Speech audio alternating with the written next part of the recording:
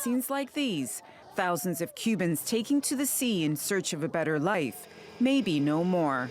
Outgoing U.S. President Barack Obama has ended automatic residency for Cuban migrants in order to strengthen relations with Havana.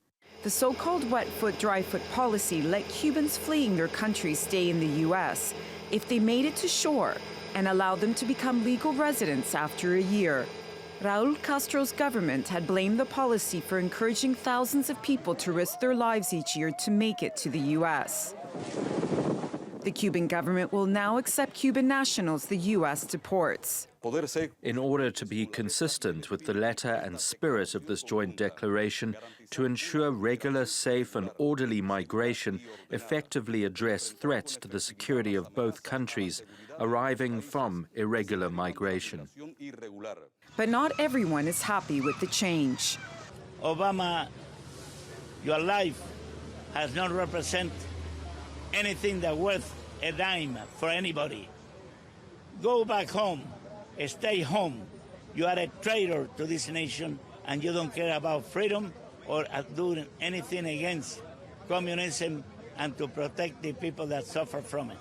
President Obama had worked for years to normalize diplomatic relations with Cuba and chip away at the decades-old trade embargo.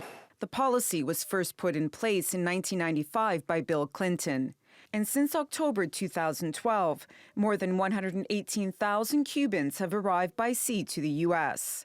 And 56,400 Cuban migrants entered the U.S. without visas last year. Under the new policy, Cuban defectors will be treated like undocumented immigrants from any other country. U.S. officials said some Cubans could still be granted political asylum if they were concerned about being persecuted. Donald Trump could undo the policy change as president, but it's not clear if he will. On one hand, reducing immigration was a cornerstone in his campaign, but he's also opposed to improving the United States' relationship with Cuba. Pirovolakis, TRT World.